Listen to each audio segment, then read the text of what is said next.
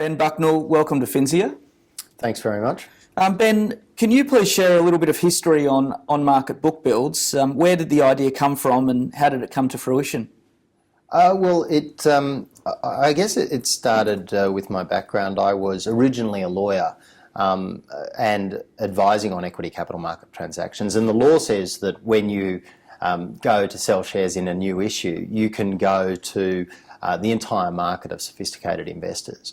I went from there to being on the buy side with the Soul Pattinson Group, and they're a very long-term investor. So I guess from that perspective, I then saw it from the buy side perspective, and then I went to Macquarie Bank and saw how, in fact, new issues were priced and allocated. So I guess I saw how it could be done from a lawyer's perspective, how it should be done from a buy side perspective, and then, in fact, how it was being done from the point of view of an investment bank. And it really came about in 2008, 2009 when there was a lot of deeply discounted issues going on. And there was a couple of bank raisings of which I was personally a shareholder. And I wanted to give the bank my money. The bank wanted, no doubt, my money. And I was willing to pay more than the price than the shares were being offered on market. So that would have been good for lowering the dilution of the company. But there was no means for the company to reach me and for me to reach the company. So this new facility is all about making sure that the company has access to all potential investors and vice versa, the investors have access to all potential capital raisings.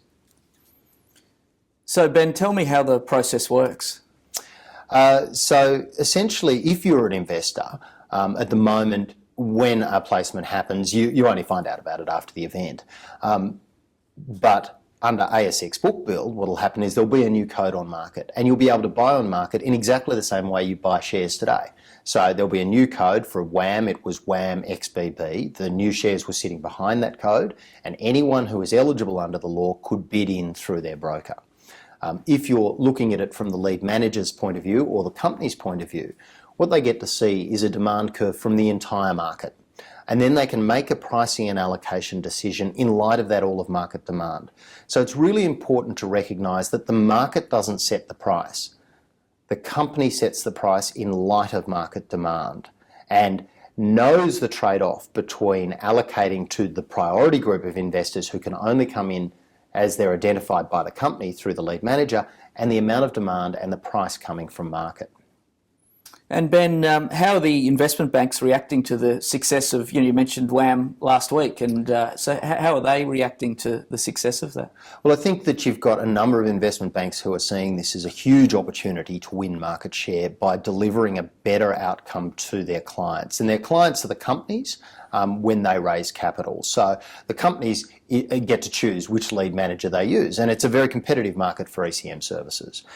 So the companies, and I should say we've seen 170 or more of the ASX listed companies. The majority of those are in the ASX 300 at the CEO, CFO level, and the response has been overwhelmingly positive.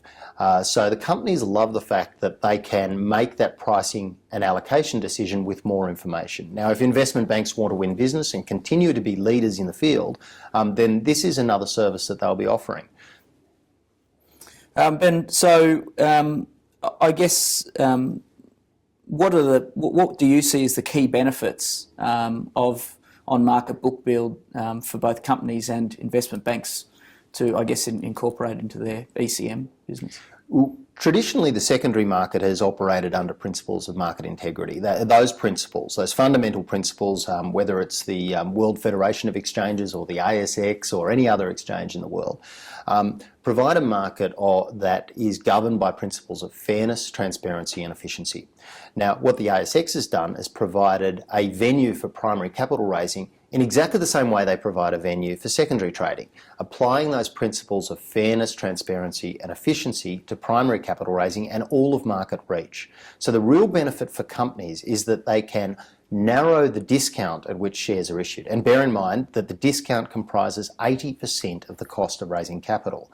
And so everybody focuses on fees to the last 25 basis points, but really that's not where the cost is. The cost is in the discount, and if we can make that discount contestable and make sure that the companies know that they're issuing at the right price, then obviously that's a huge benefit in terms of the delivery of information to companies and also providing assurance to their shareholders that they've used an optimal pricing and allocation process. And we had WHAM last week. There are many more in the sites. Well, I think there's a great need for capital for Australian companies. I think that there has been a concern in some parts of the market, if we look in the Western Australian market, for example, about the level of dilution that they would necessarily have to suffer.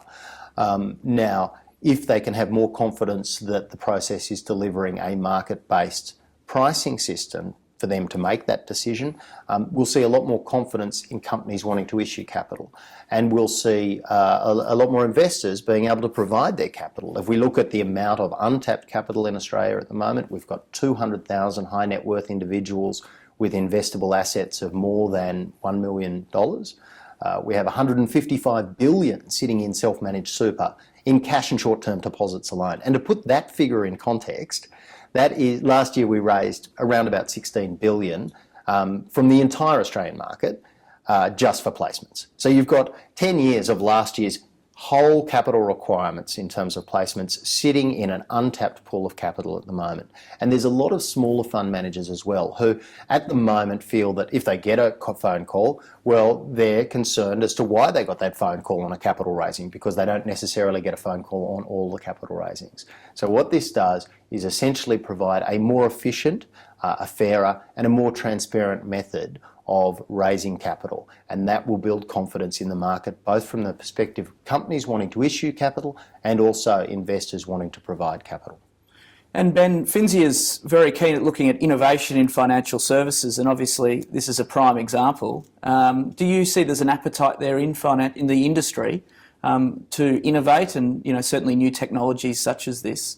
Do you see an appetite for that? Well, I think Australia's always been a leader in terms of financial services. We look at, if you go back to the ASX was the first exchange to list on itself in the world, and we saw exchanges follow that around the world. I think this is another demonstration of Australia being a premier venue for raising capital. And I think that as other people see more efficient mechanisms being adopted, they go on and will adopt those mechanisms. In the case of financial innovation in Australia, I think that there's probably been a move away from complexity and more towards simplicity and transparency. I think that's what investors want. I think that there was obviously a lot of cynicism coming out of the very complex engineered financial products that we saw at the height of the boom in 2008, and I think people are shy away from those products. But that said, I think that there is a huge amount of demand for more simplicity, more transparency and more trust in the system, and financial products that deliver that service will no doubt be successful, whether they come from Australia or somewhere else. Ben, what do investors need to do to be able to participate? There's a once-off standard ASX Bookbuild agreement that they need to sign with their broker. Now, every broker has access to ASX Bookbuild new raisings in exactly the same way that they've got access to anything that trades on the secondary market. So every single investor in the market is entitled to participate, but to do so they have to get those minimum terms, that once-off agreement from their broker, and from then on they'll be able to participate in any capital raising which they're legally eligible to do so. Ben, it's a pleasure to have you here at Finsia, and thank you very much for your time. Really appreciate it. Thank you.